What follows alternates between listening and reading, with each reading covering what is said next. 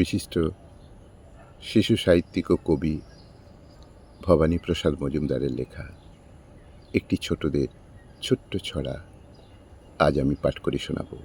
ছড়া রূপান্তর। শুরু করছি।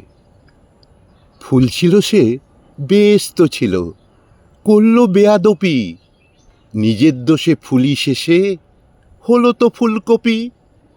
মাছ ছিল সে, বেশ তো ছিল, খুঁজতে গেল ডাঙা, নিজের দোষে মাছি শেষে হলো তো মাছরাঙা।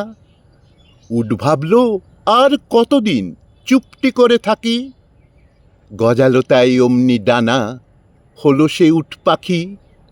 হস্তি মশাই জলে ডুবে যেমনি পেলেন স্বস্তি, তখন থেকেই নামখানা তার হলো তো জলহস্তি।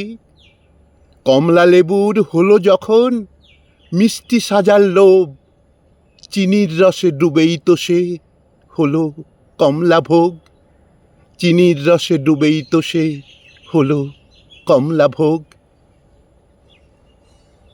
ফুল ছিল সে, ব্যস্ত ছিল, করল বেয়াদপি, নিজের দোষে ফুলি শেষে হলো তো ফুলকপি।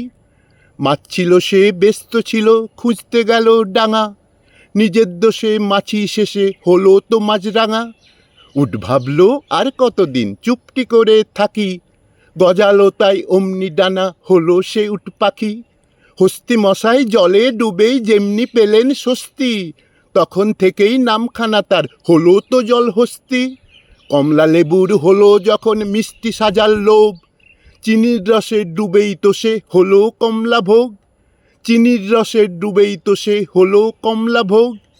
চিনির রসে ডুবেই তো সে হলো কমলা ভোগ।